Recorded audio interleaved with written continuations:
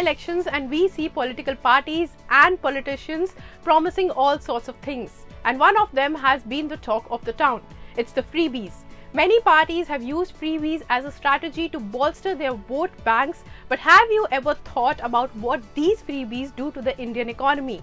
Hello and welcome, I'm Pallavi Sharma and you're watching Money Wise with ET Now. Let's begin.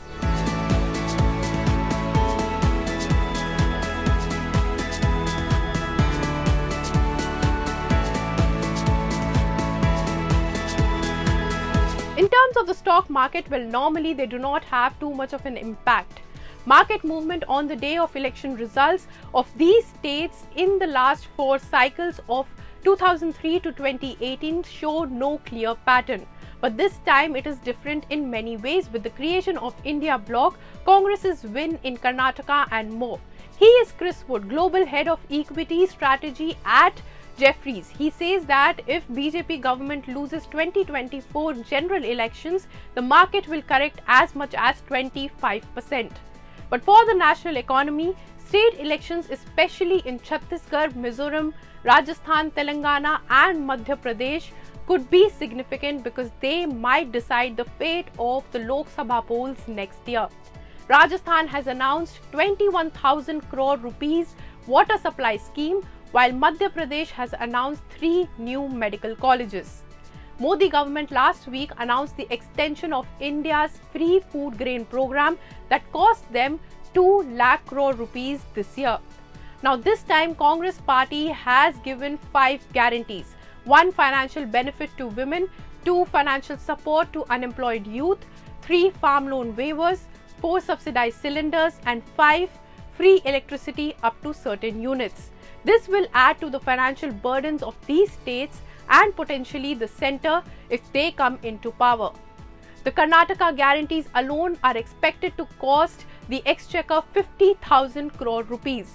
The Karnataka Congress government gave guarantees like 2,000 rupees monthly assistance to women heads of all families, 200 units of power to all households, 3,000 rupees per month to graduate youth and 1,500 for diploma holders, 10 kg rice per person per month, free travel for women in state public transport buses, and the latest 2.32 lakh houses to beneficiaries if approved.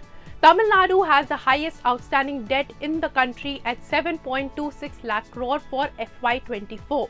However, in the debt to GDP ratio, Arunachal Pradesh topped the list. As per reports, state government's expenditure on subsidies grew by 11.2% in FY22 and correspondingly, the share of grants in the total revenue expenditure of states increased to 8.2% in FY21. As per 2022 data, several states including Gujarat, Punjab and Chhattisgarh spent over 10% of their revenue expenditures on subsidies. Poorly directed freebies flagged risks for the health of an economy. BJP's economic strategy focuses on infrastructure, which leads to job creation, having a multiplier effect on the economy. This is a top-down approach, while the India Bloc looks to be using the bottom-up approach by supporting the poor through financial schemes and support. Now, this could have an impact on the funds allocated to infrastructure building.